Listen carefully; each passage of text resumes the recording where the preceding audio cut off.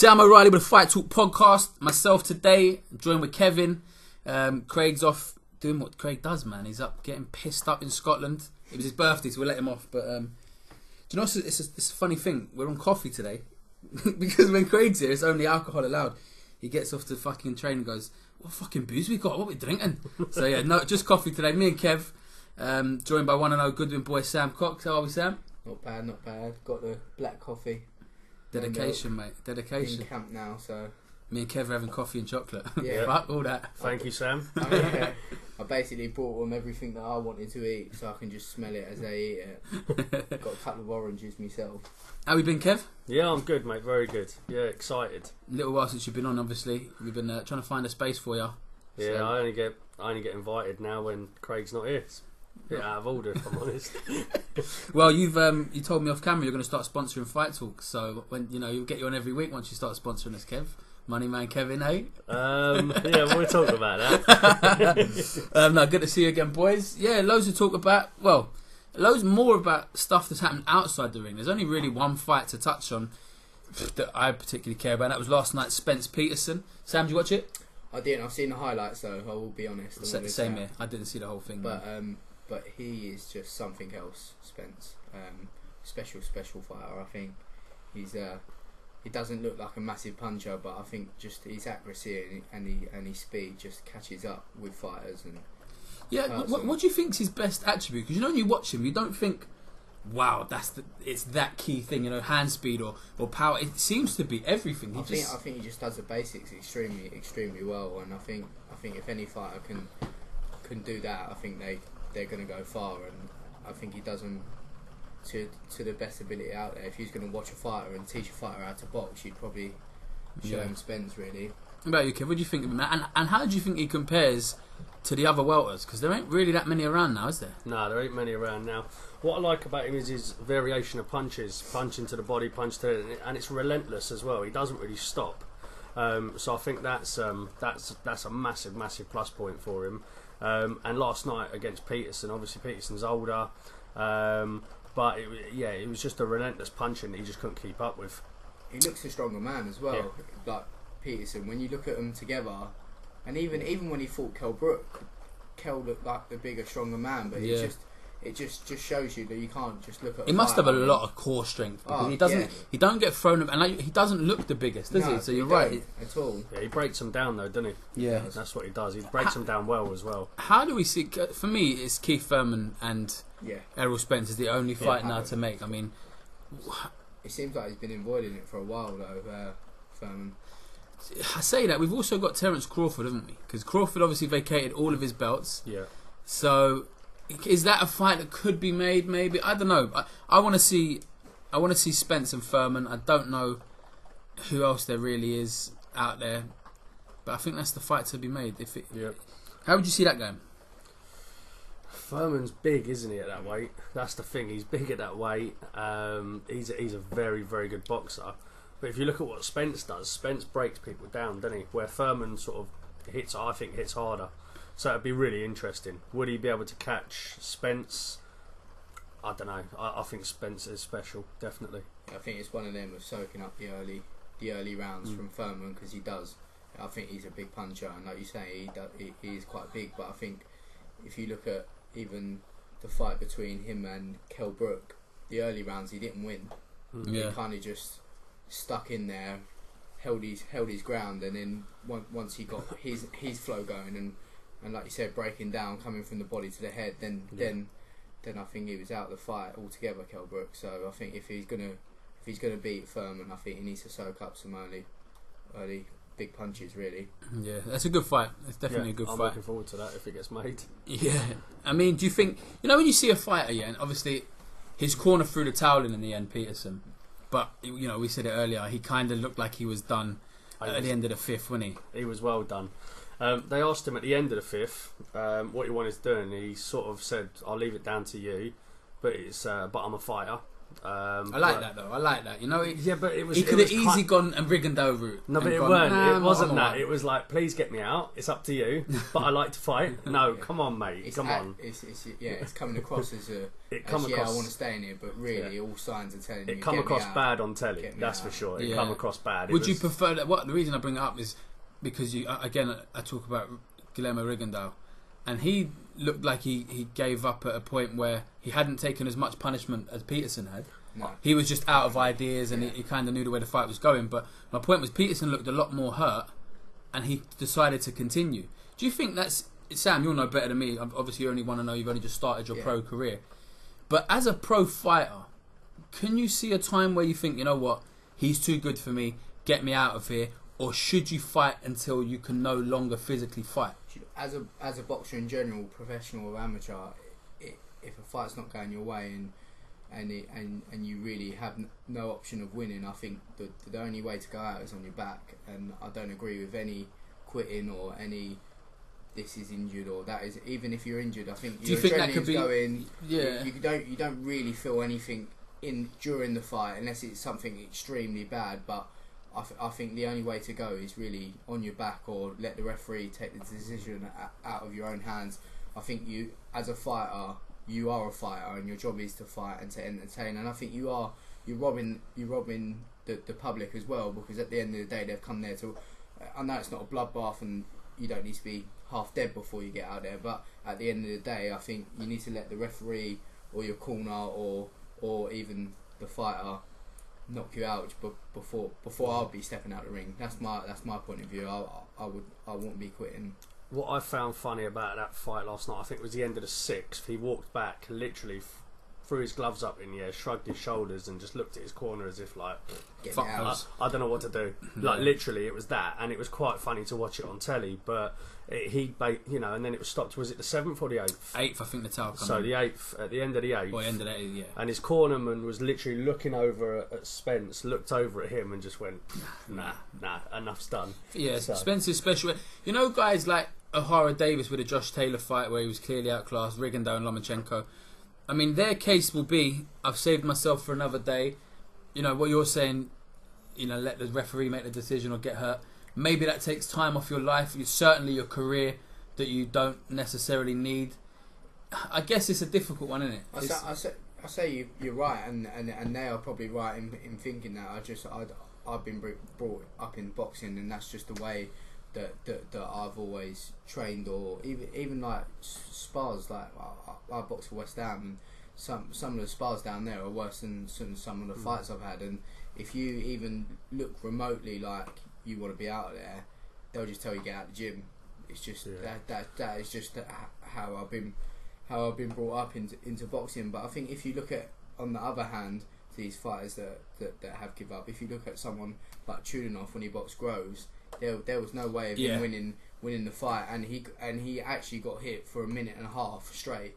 He tried to. You mentioned Groves. You think of the fight that he had previous to that Edward Gertnet. Now, as far as I'm aware, that man still can barely. I don't know if he can walk yet. And I was at that fight, and he had 4 rounds of punishment. He didn't need. He was gone by the 8th or 9th, and his corner let him stay in there for the 8th, 9th, or 9th, 10, 11, 12.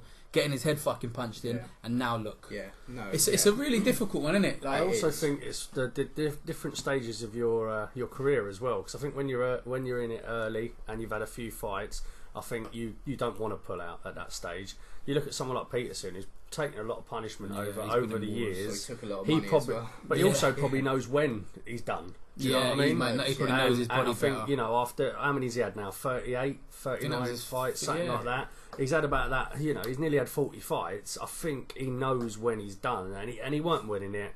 It was, he took his money, and fair play to him. Listen, his face was battered. Yeah. He couldn't see out of his left eye. He could barely see out of his right. Probably the right thing to do at his age. Yeah, no, I agree. He's probably got family and kids on the flip side when you do weigh up, and exactly. It's just, it is boxing, and that's what you go in there, and you do take the risk of not coming out there, which is obviously not a great thing. Yeah. The next thing I want to talk about is O'Hara Davis. We've had a question about it as well. Obviously, I touched it 2 weeks ago when myself, Craig, and Brad Paul sat here. We spoke about his situation. but he's since done an interview with a few people. He's done one with Kugan Cassius of IFL and a couple of others. But the question we had from UK Boxing Fan: thoughts on the OD interview with Kugan? Do you feel like he has been treated like a scapegoat? I'm also from Hull and did not understand the Hillsborough connection to the tweet, although people jumped on it because of his relationship with Liverpool. And that's exactly what I said 2 weeks ago. O'Hara Davis has in the past said things about people from Liverpool that, it is what it is, isn't it? He's had this relationship with them, so automatically those people and the people that were involved, and that Hillsborough is a deep, it's deep to a lot of people, and it's very emotional. So that's obviously why a lot of people assume he's talking about Hillsborough. Personally, I don't. I think his interview, I don't think he took enough responsibility. I do blame the management. He said outright he was told to send a tweet to Tommy Coyle. He was told to send a tweet. They didn't say what to send. I don't know. It comes back to, you're also a 25-year-old man and you make your own decisions. Maybe he should have been a bit more intelligent, maybe. Maybe he is just really naive and needs to do a lot of growing up. Either way, I don't think it was malicious. But, it is what it is. So let's talk about O'Hara now. He's now left the Sims gym. I think it's all but confirmed. He's with Barry Smith at West Ham. Yeah, and I think one of his close friends as well, Marino fitness guy, yeah. But I think I agree with yourself there. I don't generally think he maliciously put out the Sun tweet in regards to Liverpool. But at the end of the day, with the connections and the bad press that he has had with Liverpool in the past, and I don't think you can put that all down to himself. I think he had it just as good from the Liverpool fans. Now I've got definitely, and do you know what else as well? Eddie Hearn brought him up to Liverpool for a press conference where he wasn't the main event. It was Bellew Hay. Yeah. He brought him up there, and you can see exactly. So you can't have it one way, and I didn't like that. I didn't like that. I agree. And I think he is one of them guys that if he's going to say something that's in his head, it's going to come out of his mouth. Now, when you do pay management and you do have someone that's supposed to look after you, knowing that his tweets can go far or what comes out of his mouth can go far, I don't think you can send a man like that a text saying make a tweet. I think you maybe need to give him some direction of some sort, not taking obviously all the blame off him, because he, like you say, he is a 25-year-old man, but at the end of the day he does need to be shown sort of where the limits are. Yeah, he clearly doesn't know them. 100%, and people mature at different rates and stuff. So maybe his age isn't relevant. Maybe it isn't relevant at all. I think he's one of them people that I think if you give him a rope, he'd hang himself, wouldn't he? He would. As he's just one of them characters. And as you say, he don't think before he speaks, and he doesn't see the consequence in his actions or what he says as well. Yeah. So I think for me. Because I see it as extremely hypocritical from Eddie and the Sims lot to sort of distance themselves. You can't 100%. Keep pushing someone in a direction. Keep pushing them, and when it goes wrong, and then when it's gone too far, you go, "Oh fuck me, we don't agree with that." I just think it's just wrong. You got to stand by him if you want him out there saying all them things. And I remember the Liverpool when he was up at Liverpool at that press conference. Eddie Hearn, big smile on his face, counting, thinking the money's coming in. Money, he's money. rubbing his hands together. Yes. He's loving it. All the Liverpool, calling guys wankers, calling him wankers, calling him all these things. He's giving back at them, and Eddie Hearn's just sitting back with his hands behind his head, like Sam Cox Instagram selfie. Absolutely loving it, thinking this is this. You can hear it, ching, ching, ching, and he's 100%. Loving it. And then when it goes wrong. I think he should have been there really for him and said, right, this ain't the way. This is what you're going to do. You're going to make a public apology. You're going to do this. You're going to do that. We're going to stick by you. But obviously that ain't happened, does it? No. Yeah, I think the massive fan base that Matchroom have up in Liverpool, I think overweighs O'Hara Davis, which is wrong. Because at the end of the day, he's their fighter and he's been there for some years now, and I think he's shown them some loyalty as well, and as well as Tony and Charlie. And can you really call Charlie Sims a manager of boxing? Craig said this 2 weeks ago, right? And it's a great point. We know to be a boxing manager, you have to have had a British Boxing Board of Control license for 3 years. Yeah. So what license did Charlie Sims have? You tell me. Do you know what I mean? It's an honest question. I'd like to know. I'd like to know if he officially has a manager's license or if it's just his dad and he's just the front man. Do you know what I mean? I don't know. Because he's got a few followers. Yeah, exactly. X, Y, and Z. But at the end of the day, this is a business where people get hurt, and not just that, their conferences, you putting two men against each other to speak in front of people, and things go wrong, and you need someone that is going to either pull someone in or give them guidance or help them out. And I think when you got a man like O'Hara, he's probably not academically the most cleverest. He probably didn't spend too much time at school, sort of knowing his background and where he's come from. Not saying he's stupid or he's silly, but he's probably very intelligent in other areas. But things like that, I think, is definitely where you'd coach O'Hara, and he says that in his interview. So I think Charlie Sims ain't really the man to be managing someone like O'Hara. Well, now he's gone with MTK Global, who are making big moves, man. You know, they're not. Fighters. Yeah, they're not Tyson Fury's manager, but they're linked with him. Carl Frampton, I think they are managing him. Yeah, they've got some great fighters up and down Britain. You know, they're doing great things. Yeah. Hopefully they'll get him. There's a team there that can help him a little bit more. People that know boxing. I know they've got good guys on board, all in different roles. You know, I know Lee really well. I think he's an events coordinator, Lee, but he's a top man. They've got a very good level of people involved in MTK now. So hopefully he can get his nut down.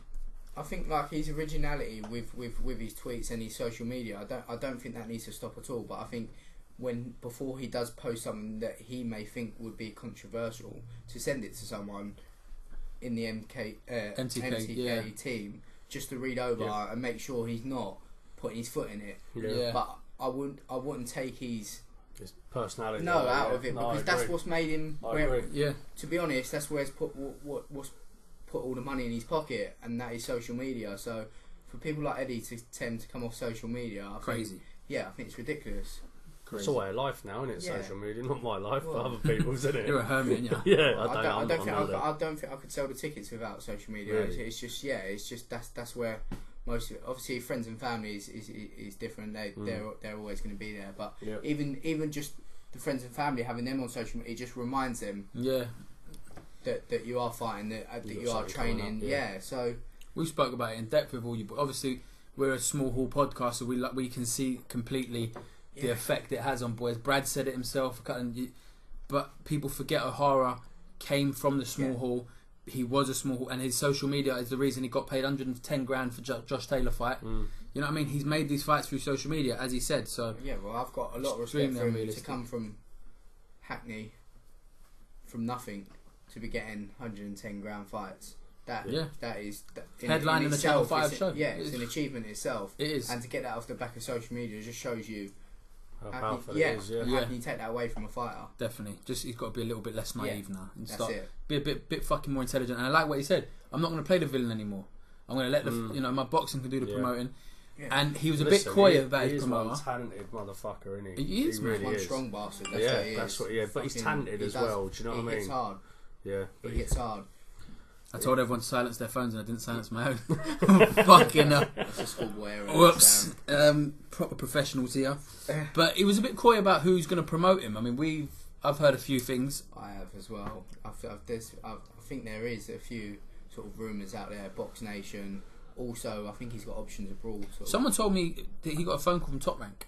Wow. He got, who knows if it's true. He could have been sort of doing that. Management could have been putting them rumours out because it's intelligent, isn't it?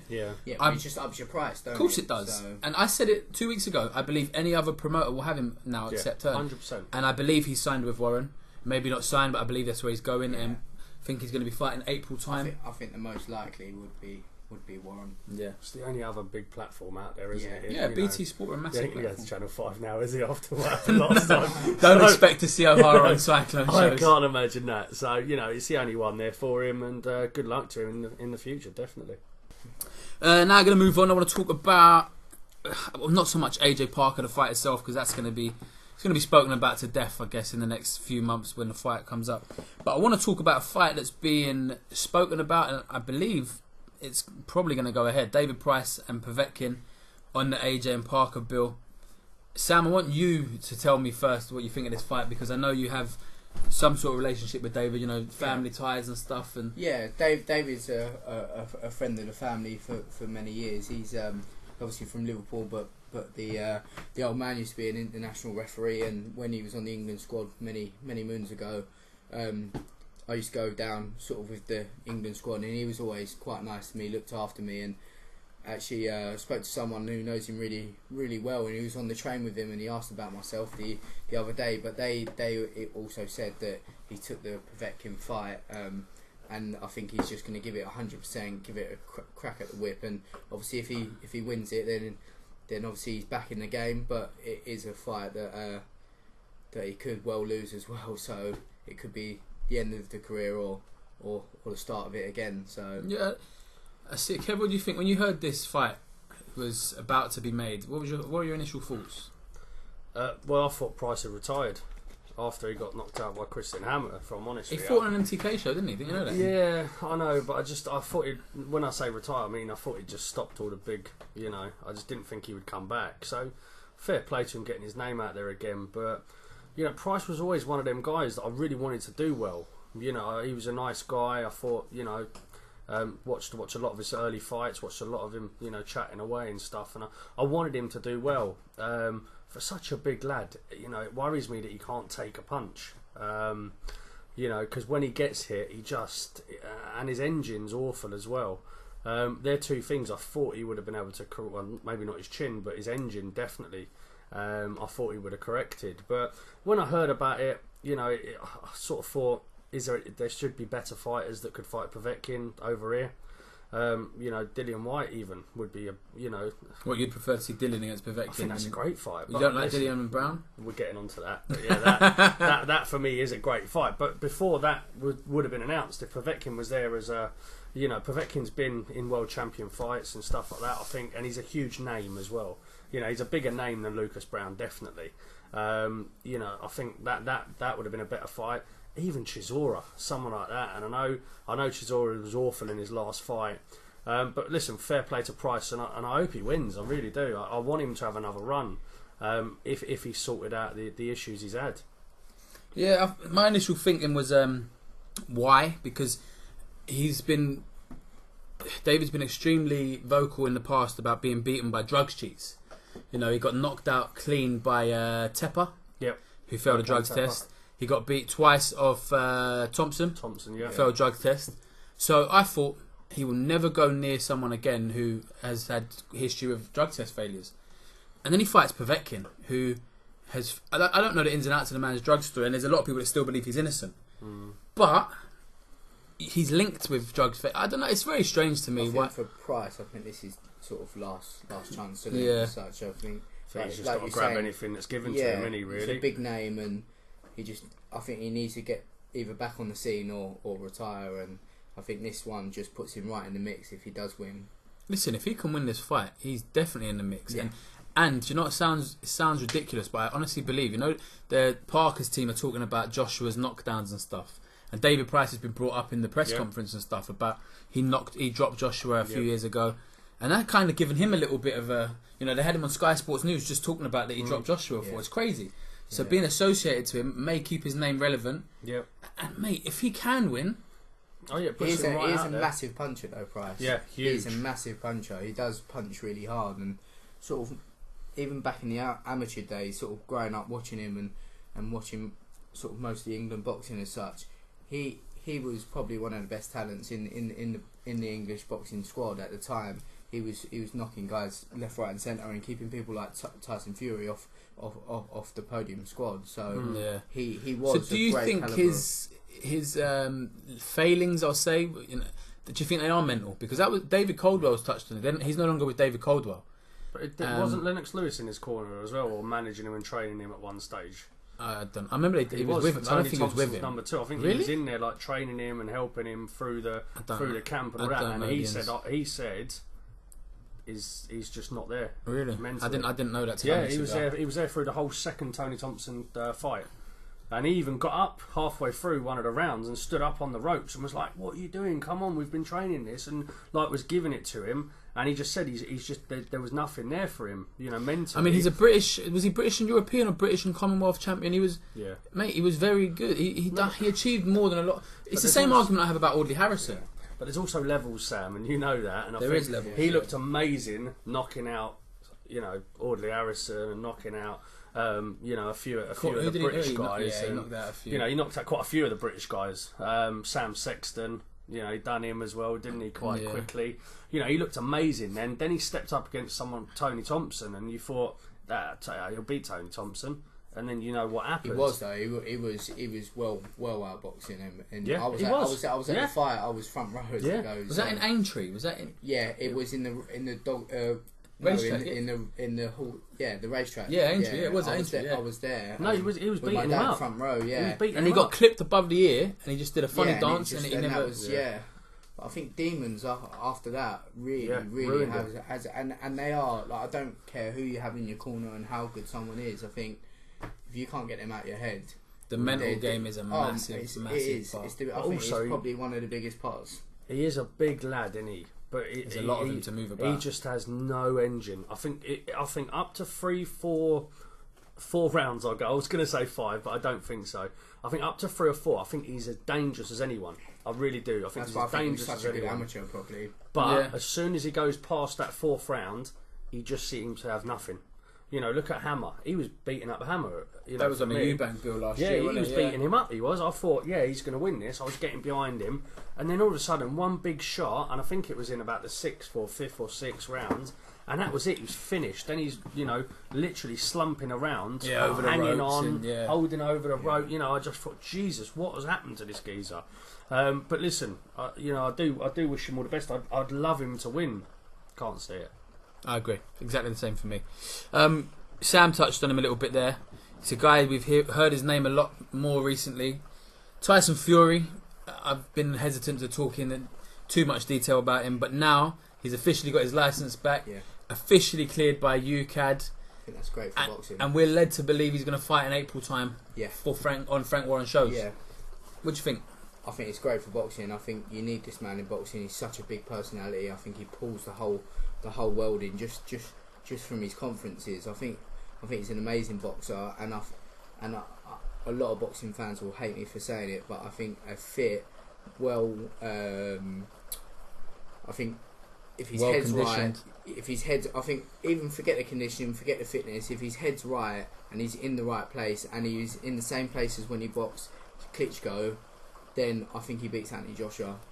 And I don't think a lot of people are like that, but I think he does. What about you? You don't think? Listen, I love Tyson Fury. I think he's absolutely fantastic. I've watched him, you know, from start when he was on Channel 5. I've watched him for years and years. Absolutely love him. I remember watching him against a guy called John McDermott. Which one? The first fight? First fight. When he lost. And Clearly he lost. the fight. And I remember in the 11th, I think it was the 12th round, his uncle said, if you don't come out and win, we're all going to have to get jobs. Knock him out, we're all going to have to get jobs. And that stayed with me for a long time. I thought, geez, it was that close. And he didn't knock him out, but he still won. Yeah. But since that fight, he seemed to have really sorted himself out. And because he was lazy, he was, you know, and up to the Klitschko fight, he never put a foot wrong. You know, he beat Derek Chisora twice. The American as well, Cunningham. You know, class as well. yeah, and then he fought Klitschko, and everyone was going, "Nah, he ain't going to win," and he stepped up again. So he's definitely got levels of stepping up, and I think he's maybe one of them as well. The better fighter you put in front of him, I think the better. I agree that Fury you get. 100%. I agree with that. And I think he boxes to his levels. A lot of people do it, but I have a problem. The problem I have is it's not 2 years out the ring. Mikey Garcia once had 2.5 years out the ring, but stayed in the gym. Tyson Fury developed a drug habit, drinking, and ballooned up 7.5 stone. Yeah. And in that time, Anthony Joshua never left the ring. No. He was making his career. Do you know what I mean? My biggest problem is, can your body recover from what you've done to it in that amount of time? You know, he didn't. You think living like an athlete for these years, and then going all the way back to living like any random man, I don't know if you can reverse that. I'm not sure. Let me rephrase my comment. I'll probably say Tyson Fury, the man when he boxed Klitschko, beats Anthony Joshua in his current. I 100% agree with that. State. But I don't think, and not even the weight. Even if he got down to his weight against Klitschko, which was what, 19, 18 maybe, 18, 10, something like that. I don't believe he's still the same fighter. And him time again will is tell, demons as well. I don't know. For me, he's a very different fighter. I think he uses his attributes, which are still going to be there.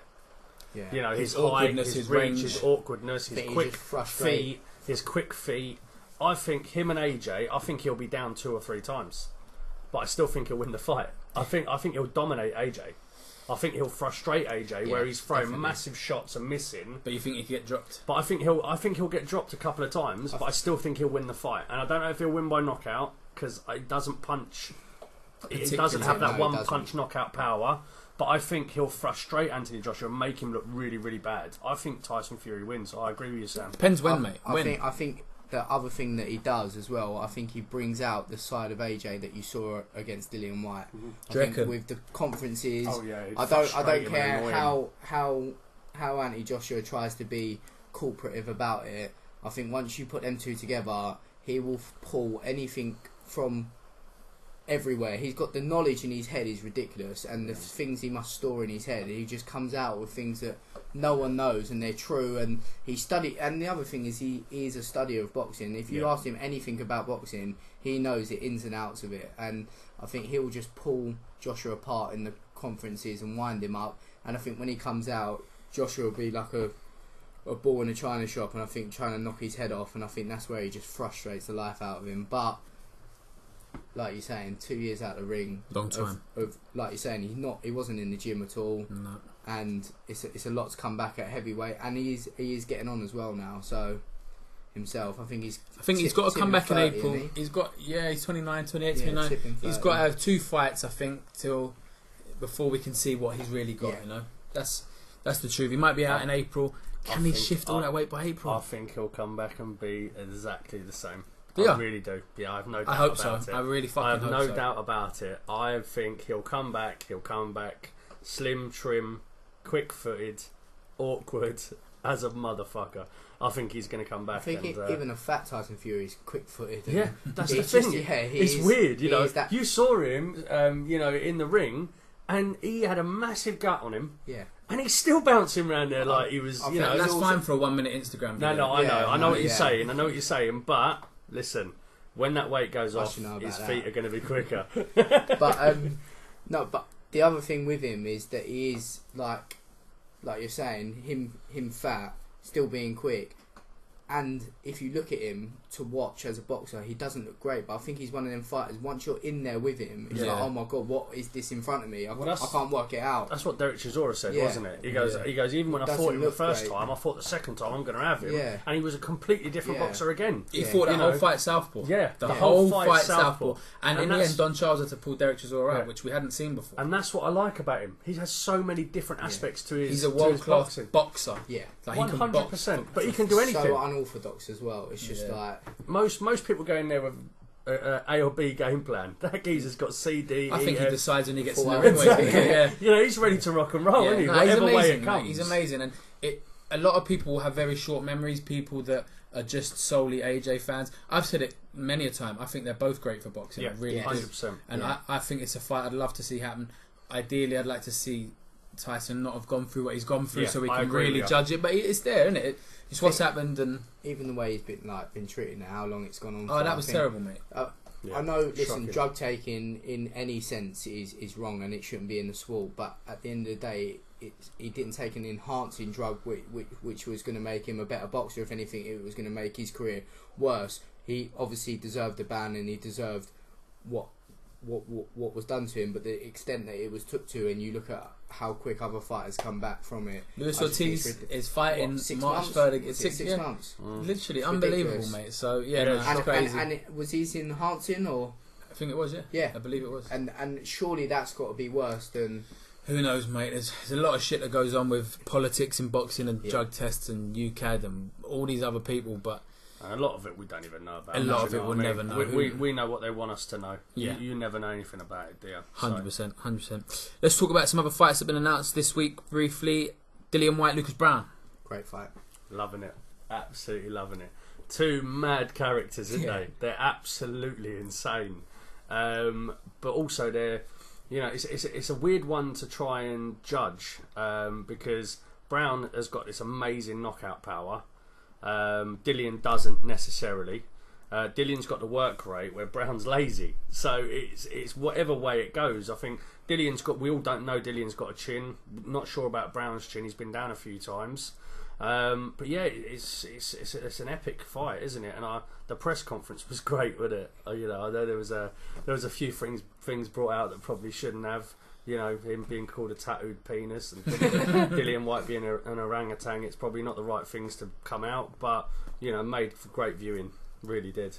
I think Whyte hits hard as such. For obviously he's a heavyweight. I don't think he's got that sort of one punch knockout power at that level. I think Deontay's the only one that does. Yeah, I really do. I don't think. And Joshua, of course. I don't know. I disagree. I don't think Joshua has one punch knockout power. Do you know who have we seen him knock out? Dubois, yeah, definitely. Dubois 100% has it. But I'm talking about the upper echelon. I know you're talking about that. Yeah, Dubois has it. Yeah, but I mean, we've seen him beat up AJ Carter, which, in all respect, AJ Carter should never have been in the ring. But then, to be fair, you say about Dubois, and he is an animal and a beast.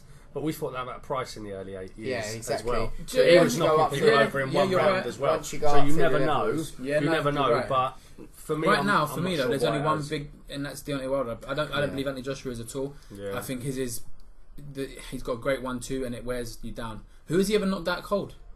Zambano Love, he knocks flat down like a tower of Pisa. Do you remember that, Pisa? I think the other thing as well with Joshua is it's that mental thing. I think people walk into the ring shitting themselves.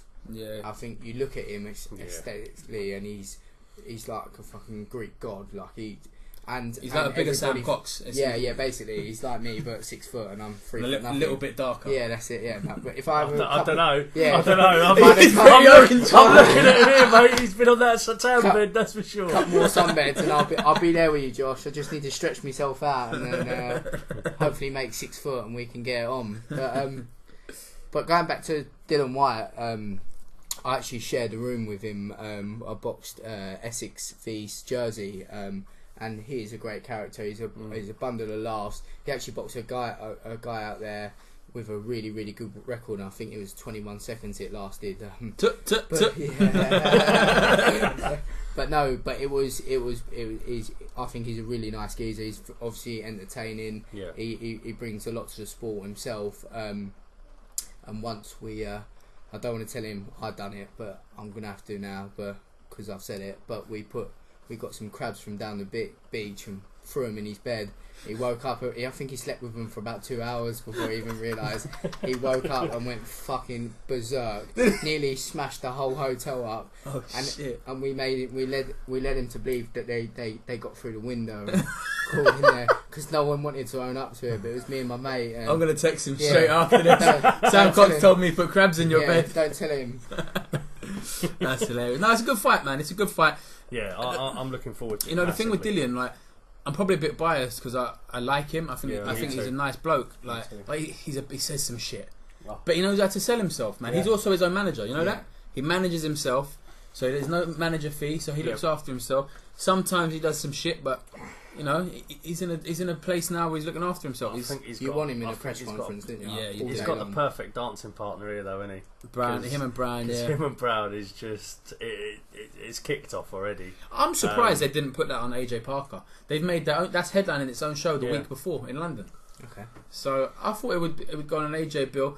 I imagine we'll see a less of an undercard now because they'd have had to pay a bit more to Parker than AJ's used to paying.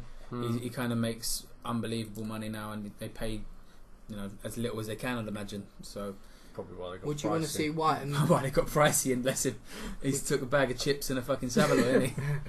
Would you want to see Whyte and AJ again? That's the question. I want to see a fit Dillian, because Dillian's not only was his shoulder fucked, he wasn't in great shape, but he took the chance. Listen, for that money, you'd take the chance. I think when he had him wobbled, he got paid well. I think when he had him wobbled, if he was that bit fitter, I think he could have had him. I could have had AJ out there at one point. I think it was at that stage, wasn't it, when his shoulder actually popped? Yeah. When he threw that punch, he got back on the ropes. Yeah. You see it where he goes and sort of holds his shoulder, doesn't he? Yeah. But yeah, it was at that time where he needed to just give it that little bit more. But listen. Good fight. Like he's excited. Say he's exciting all the time. He's not. Hellenia's fight bored me to fuck. Yeah, that was a poor fight for me, man. And But then you look at who Hellenius has fought. Even when he fought Derek Chisora, that was his ball. You know, he's just one of them fighters that is so big, so clumsy, so you know, he's just a big lump, isn't he? And they're hard to fight. They're hard to fight against, aren't they? If you listen to the commentary on that, they were saying he's kind of just like that sparring partner as such. 100%. He's got that mentality where he's just trying to hold on, trying to get through the fight and just earn his money, really.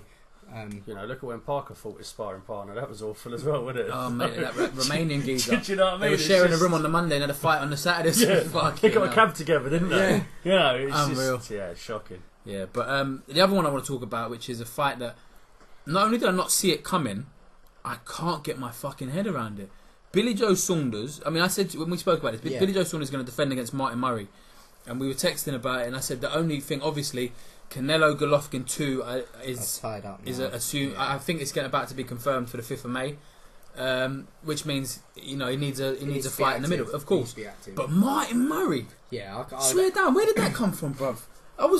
Martin Murray, the same man that's got scored by George Groves 18 months ago, 2 years ago. All right, we look at who he got beat by at middleweight, who he got outclassed by Canelo, which is no shame. Yeah. Fuck me, no shame. Definitely not. But what's he done to Desert? He beat an out of shape Was it Rosado that he beat? Yeah. Mate, what's happening here? I don't know why the fight's been made. I think there's definitely better fights out there for Billy Joe Saunders. I think obviously this is a nice easy win as such. If it goes his way, it's obviously boxing and anything can happen. But there's definitely better fights out there, definitely for the public as well. I think Martin Murray will land less glove on Billy Joe than David Lemieux did. Yeah. 100%, and he never landed nothing.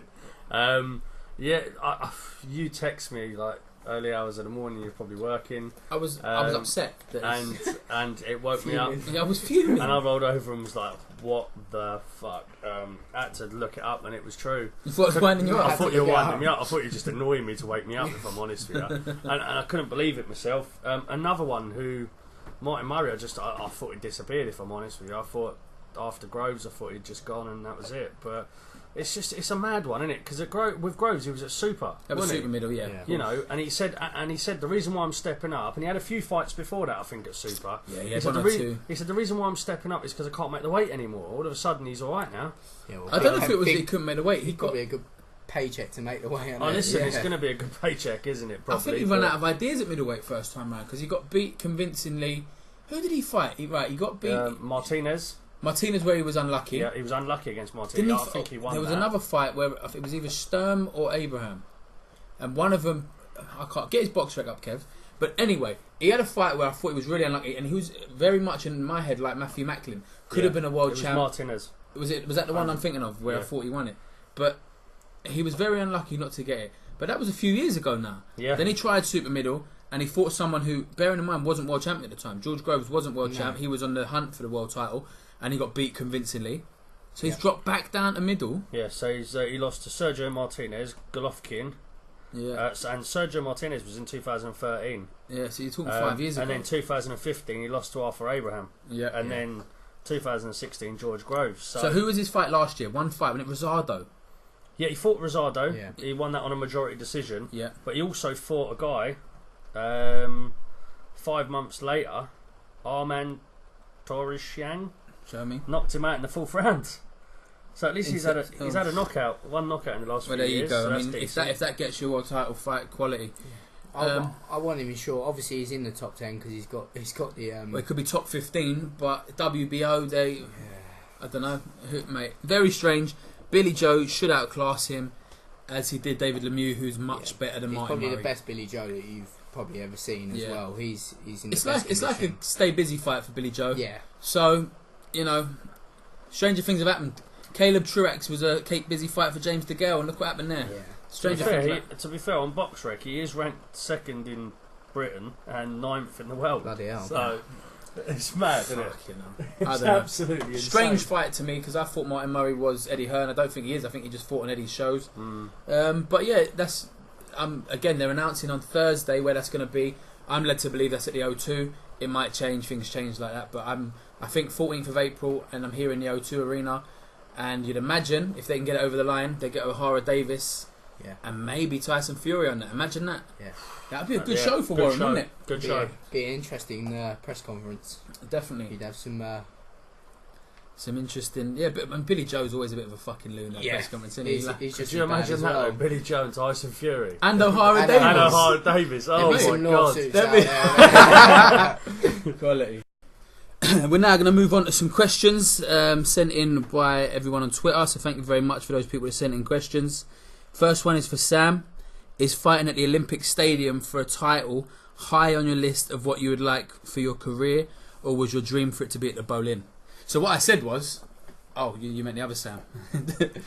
As a West Ham boy, would that have been the one, the Boleyn? Or I'm actually an Arsenal fan. I was born in the East End, but the old man is an Arsenal fan, so they're all assuming you're Hammers because you had Hammers on. Yeah, I boxed for obviously West Ham, and they're kind of. You have the West Ham logo on your shorts. Well, I boxed for West Ham as an amateur, so obviously that was. But you're an Arsenal fan. I'm an Arsenal fan. I like to keep a look on West Ham just because I'm from East London, and obviously I boxed for West Ham for many years, but to box for a world title would obviously be more than a dream for myself, and for it to be in East London, where all my family are from, would be. Alright, if you could fight in East London, maybe the Olympic Park, or the Emirates for a world title, what would you prefer to fight? No, the Olympic Park, just because I was born. You're lucky you said that, because I'm a West Ham fan. I reckon I'd chinge you. I saw his face; he was about to slap you. Sam told me beforehand, give me a warning, just in case I got knocked out before my fight. But no, definitely in East London, because that is where I was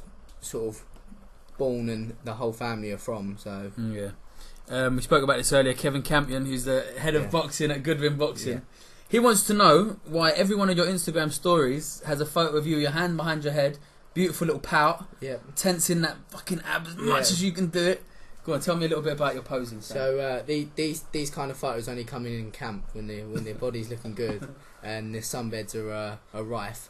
But I think the old hand behind the head just tenses the top kind of muscles just a little bit extra, and I don't know, I think the girls like it anyway. Yeah, right. I'm hoping. Anyway. So that's it, Kev. You just got to work on it, because Kev sent in a photo as well. Yeah, I think he's doing well there. Not enough ab on show for me. There's not enough ab. I normally get a little nip slip in there as well. So if he wants to reevaluate his picture and send it in, we'll be can you give grateful. him some some sort of tips and I'll sit down with him I'll at the text next him. media day. I'm waiting for him to send over my opponent, but in the meantime, I think I'll text him some tips on the old Sam Cox pose. All right, sweet. A good question actually. Jamie Ingleby sent in. He always gets involved, so thank you to him. This is a good one. Lots of exciting fighters have recently joined the paid ranks from the amateurs. Name your top 3 with 3 bouts or under. Sam Cox. He's been paid to say that one. But, and chocolate as well.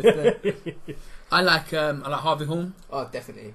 He's down around at my weights, and I've kind of grown up with him. He's about a year and a half younger than me, so I've seen him fight many times, and he is a special talent, and I think he'll go far, definitely. Kevin, anyone else come to mind? Sam Cox. Yeah. Lee McGregor. I tell you, Lee McGregor. I've not. He looks the part. He's a cyclone boy. Okay. And he looks the part. Lee McGregor. Barry McGregor reckons he can have him fighting for the British before the end of the year. So, mate, that's pretty impressive. Willie Hutchinson. He had his debut. He's a haymaker boy now. I've seen bits and pieces of him. He looks all. I think Joe Joyce. Yeah, Joe Joyce. I was just about to say that. I think the questions sort of made my head go blank, but definitely Joe Joyce. There's a lot of the boys that come out. I'll tell you who as well. Umar Sadiq.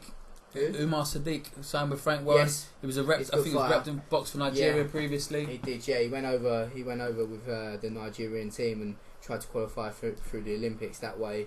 I think he done well out there, but I think there's a lot of politics out in Africa, and I don't think he got the nod on one of the fights. But he is a top talent. I'd say Harvey Horn, Lee McGregor. They're Willie Hutchinson boys to look out for this year. Definitely. Seven Wolves Boxing. Terry, shout out Terry. Do you think IFL are getting nervous about Rob Tebbit and Britain's Got Talent, BTG? It's not right, is it? It'd be BGT. BTG are behind the gloves. Do you think they're getting nervous about him? I don't know if you don't know a lot about this.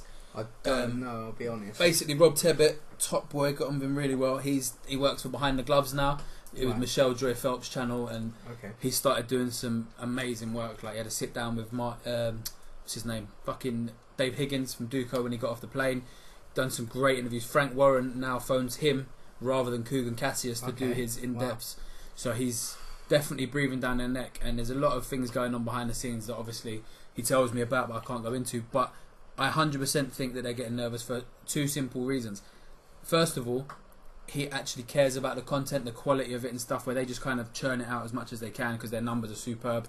But he's doing great work behind them. Not only has he not taken Frank Warren, but Frank Warren phones him. He gets the phone call.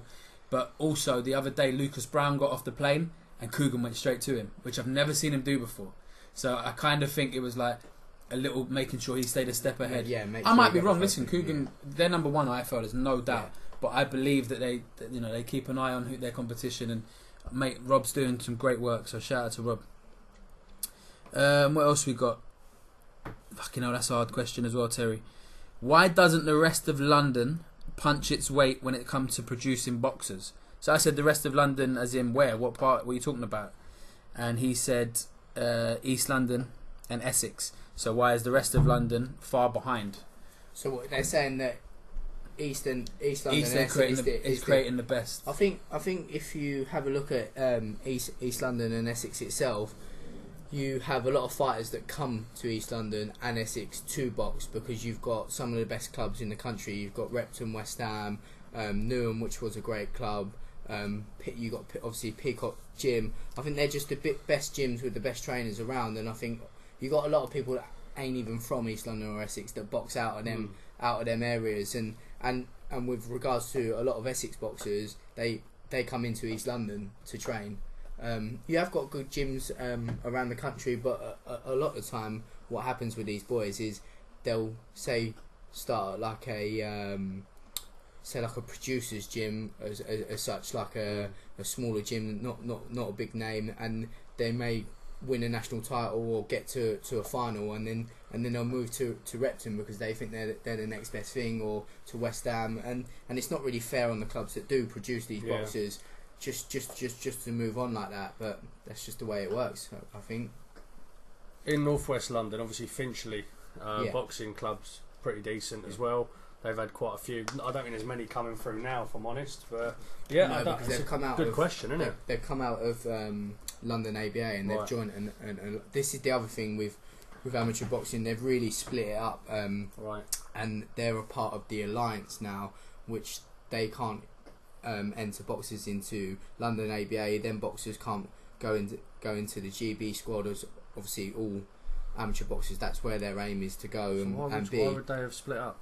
It's just their beliefs. Two different. I mean, me personally, I don't know enough about amateur boxing. Terry's massively into his amateur boxing. He's coach, and so he'll know a lot more than I will. No. But for me, if you look at the pro game and the early pros, there's you got someone like down in Brixton, Miguel's gym. He's not a massive fan of him personally, I know, but Chris Congo, massive talent, trains out of there. Isaac Chamberlain, as we know. Richard Riakpur, who's a banging cruiserweight, he knocks people out. So they've got some good names. The first two you mentioned come out of the Lim, which is probably one of the best clubs in South London, which is an amazing Congo. club. I think really highly of Chris Congo. I think South is as good as East. West London, you've got obviously Dale Youth Boys, where you grows into Gale, and now a lot of those boys who were at Dale moved on to Barry O'Connell's fitness gym, State of Mind Fitness rather. They're producing some quality talents, as we talk about in depth. I've had the boys on it, Jamani and Dino. So they're early stages.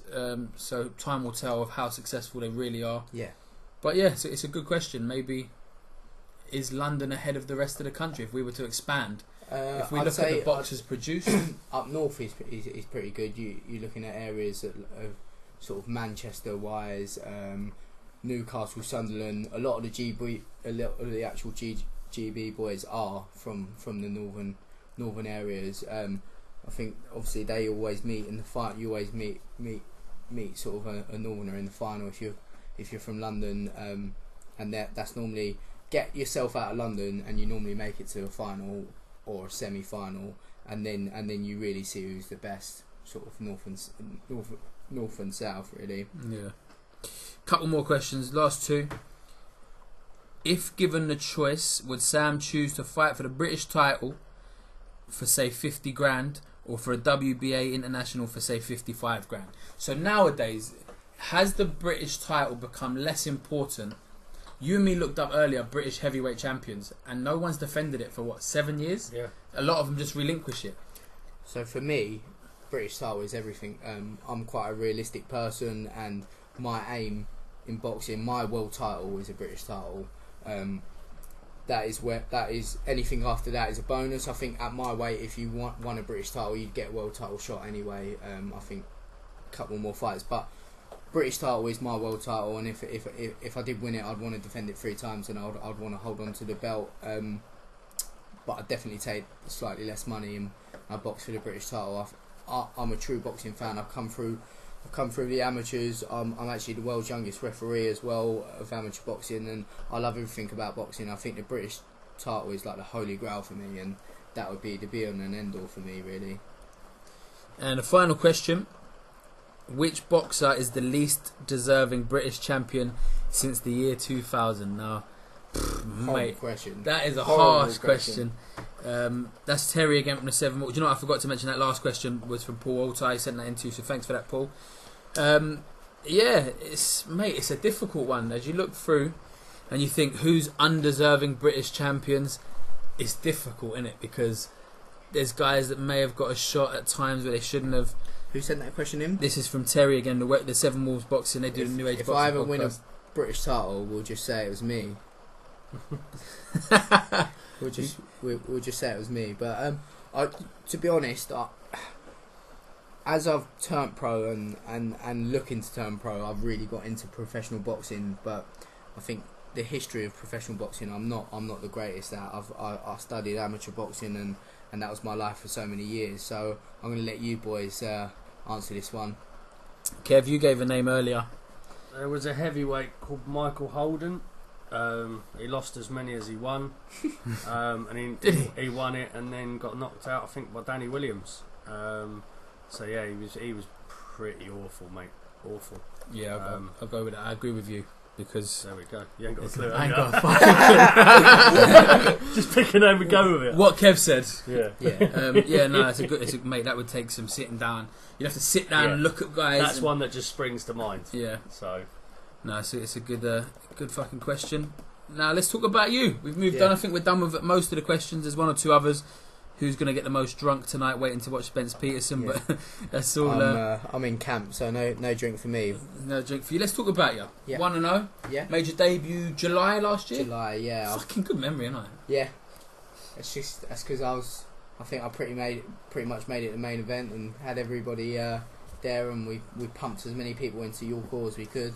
So yeah. Talk people through the fight. Obviously, not everyone would have been there. Small halls aren't necessarily televised. No, it was a tough fight. I've had a few years out from actually turning professional and making. He's just pulled up a picture of me of when Young Sam Cox. Yeah, I look terrible. He's just pulled a picture up of me of when Mate, you don't look like the same person. You should have put your hand behind your head, mate. Yeah, well, you should there's no put your hand sunbeds behind your head or a sunbed. I was only 16, so I wasn't allowed sunbeds at that point. But, Great photo. You look so different. if anyone wants to see the picture, I'm sure Sam will send the link to. Yeah, somewhere I'll actually use that as the picture for the pod. That's quality. But so basically, it was a tough fight for me. Like I said, I had a few years out, sort of turning professional from amateur. Sort of needed to enjoy my life a little bit. I've been in the gym since I was 6 previously. So yeah, got in there. A lot of nerves, sort of walking out to sort of 230 plus people with my own fans, and then obviously a packed dual call as well. So it was a new experience for me. Got in there. I thought the first minute and a half was textbook. I thought done everything my trainer asked of me. Punched in bunches, caught him on the counter, and then we've watched the video over and over and over again, and what we've been trying to sort out is sometimes as a southpaw I'm a switch hitter, but as a southpaw I kind of cross my feet as such, which obviously doesn't help with balance, and he jumped in with this wild hook, completely missed me and sort of clotheslined my neck. It was like his forearm caught the back of your head, wasn't it? Sort of pulled me to the ground. Yeah. So I jumped up, and I actually know the referee Chaz Coakley. Chaz, I know him from the amateurs, and I jumped up and I thought, lovely, he's going to get told off and we'll carry on. And he just starts this count, and pure panic runs through your head, and I'm thinking, I've got 3 more rounds, I need to win them all, all I'd done was got back to the corner and my mate Sam is my trainer. We're best mates. We know each other inside out, and he literally just said to me, "Listen, I don't care what the fans think. I don't care what anyone thinks. Get on the jab, bore the life out of him. Just don't let him get near you, and just pick away at him, and get the fight over and done with, and we'll move on to the next one and try and hurt someone." So we done that. It changes everything. It does, and especially when you're fighting 4-rounders, it's like maybe if I had 6 or 8, then you can kind of pick away at him and start to stand in front of someone. But there's no chance that I was going to risk either just the same thing happening or actually taking a real shot and going down. That must be hard. That must be really hard as well, because it weren't a I knew in my head that it wasn't. Yeah, and you would know being the youngest referee, wouldn't you? So, he wouldn't have counted it. But that must be hard.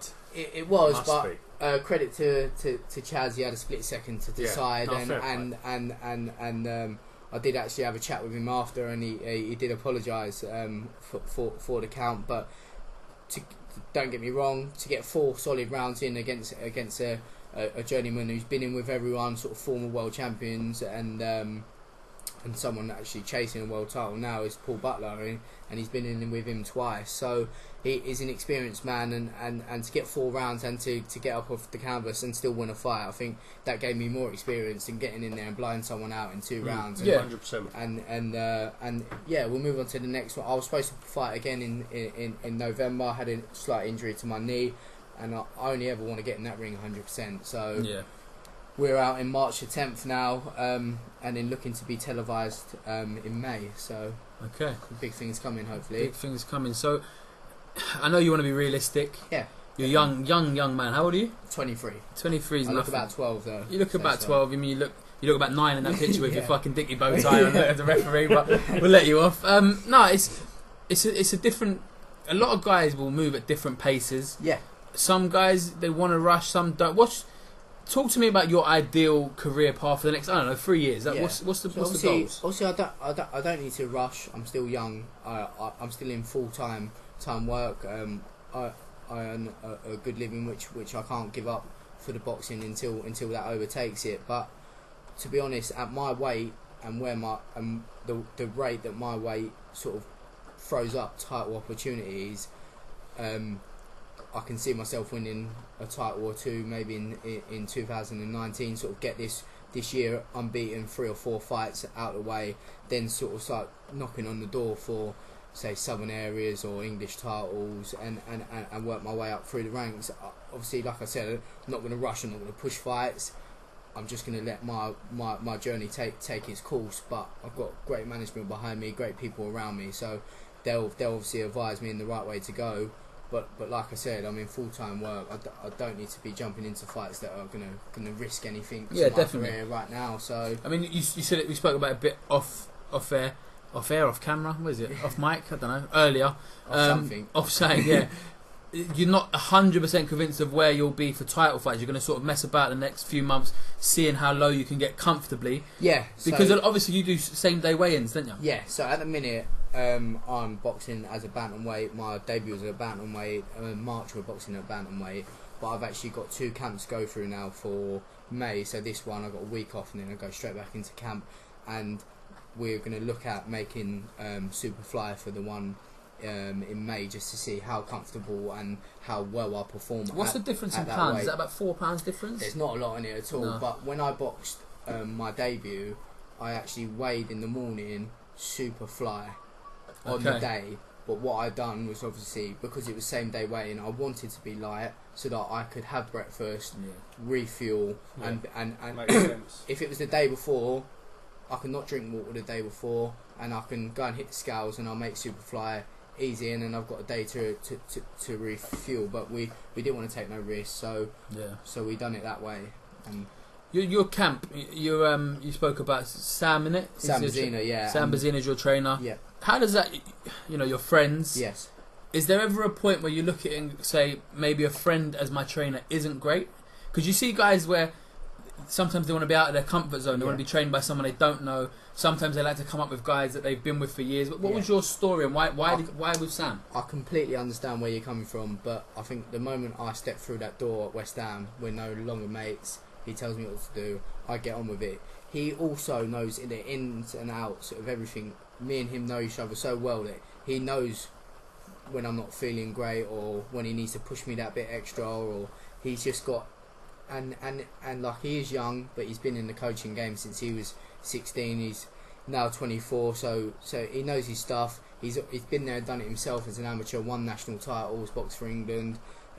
Great calibre of fighter, and to be honest, I'd love to see him do what I do, but he just doesn't want to do it. He don't want to do the training. He's give up on boxing, on that side of boxing.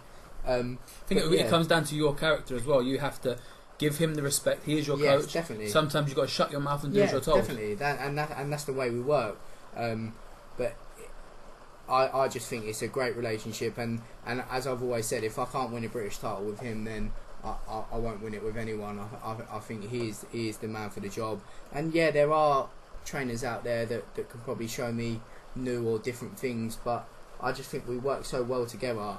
I wouldn't look at and the other thing, me turning professional, I had a break from, like I said, from the amateurs to the professional ranks, and the thing that made me turn pro is he kind of suggested it to me, and we wanted to make it our journey, make it about us. Yeah. It's not just me in this, it's our journey. He's just turned over as a professional trainer, and it's something that we want to make our dream, to become a British champion. So that's where we are. Definitely.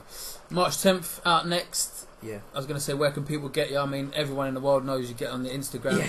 Because Instagram, you are Instagram famous, I'd imagine. I Do you reckon wish. you're the biggest I poser wish. in boxing? Do you reckon? No, I think there's worse people out there than me, but I do like a little pose. My Instagram's it's doing all right.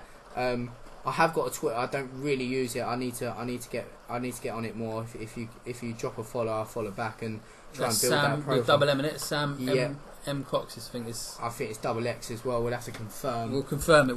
I mean, that's definitely a place. Like I said, the people that listen to our stuff, and they're good people. It's all Twitter. The other fella I want to mention, Sam Cox. Look, SAMMCOX. Unless you got a newer one than that. No. No. I think there's a double X. There's the different. He don't use it. He's got no, two. Yeah, he's got there's about 3. I think it's that bad. But another guy I want to mention that helps me through my camp and make sure everything is. Is it this one here? That's the top one. Right. 2 seconds. We're trying to find a Twitter and it's all going wrong. We'll get it sorted. We'll find it. I mean, it's this. We spoke about social media and the power of it and stuff, and I think nowadays boxers have to be using pretty much all of the social medias, don't they? Yeah, no, you got. We'll find it. We'll find it. But yeah, we'll put it out later. you've got to be using social media. I think that's where you sell your fights. That's where you sell your tickets. That's where you build a profile. I think that's where you touch the public as well, and kind of trying to. It's fine, the boxing fans, because you can get through to them pretty easy, but you want to kind of try and touch the sort of casual boxing fan, or people who don't even watch boxing, because I think that's where you're always going to get friends and family, but you want to kind of try and grab them other tickets. Yeah, definitely.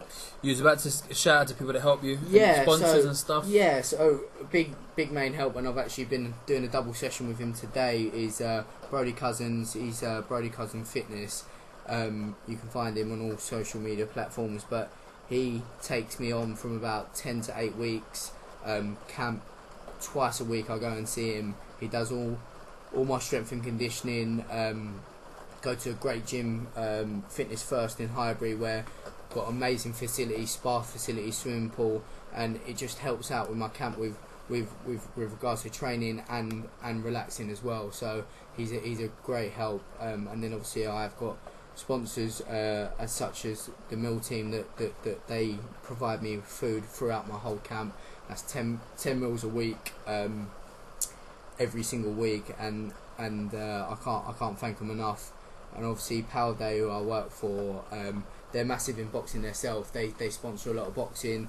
They also get big grants for clubs to keep them running, amateur clubs, keep them running, keep them going. They give London ABA a lot of money, and they're pretty big in boxing. So and people like that keep the sport ticking they over do, as well. They You can't say enough about the people. grassroots is where it's at, because none of these world champions that we've been talking about today would ever be there if it weren't for someone working their arse off for free in an amateur gym to train you every single night of the week.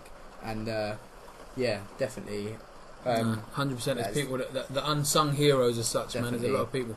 And a big thanks to Chris Ball as well. He sponsors me over this last fight and the up and coming fights, and he's really put his effort in. And Palm Tree Sports Bar as well. They're actually paying for the kit that's coming out for the next fight. So yeah, it's all good. Definitely. Well, listen, anything else you want to touch on? Anyone else you want to mention? Anything you've forgotten about? I think we've covered a lot, but I want to thank yourself, Sam, obviously for inviting me down here and helping me just to expose myself a little bit more. Don't expose yourself, Sam, for fuck's sake. Yeah, but just any platform's good. But yeah, you can't find me on Pornhub, don't worry. That's a bit later in the career. Yeah. Hopefully when I'm about 35 and retired, then... it's a pleasure having you down, mate. Obviously, I know it's a bit of a journey. Thanks for the chocolate. We'll probably tuck into that off. We won't tell your trainers that you've had 2 chocolates as you've been sitting. I wished. If I did, I think I put on about 2 stone. It didn't even have milk in his coffee, for fuck's sake. So. I've had a black coffee, and I've got me tangerine. I'm going to have a couple of nuts. But none of Sam's. He's got some chocolate there that he needs to get down his throat. So listen, pleasure having you down, mate. 10th of March, people can still get hold of the tickets. Definitely. All over the place. The Facebook. Yeah. He's going to start the Twitter because he ain't fucking using it. But get on the Instagram. I need people like Sam with these thousands of views to shout me out. I wish I had thousands of views. We got good people that follow us, mate. Honestly, everyone that sends in questions, they listen to us religiously.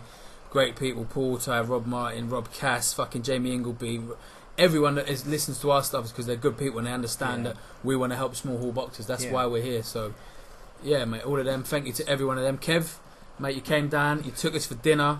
You got mugged off in the place for £1.49. You can't eat, mate, you can't eat. I was like rushing my food down at home and I got caught in traffic and I was late turning up here. If I knew you was cooking, I would have. No, we went out. Did you? Went out. Don't cook, mate. What did you get?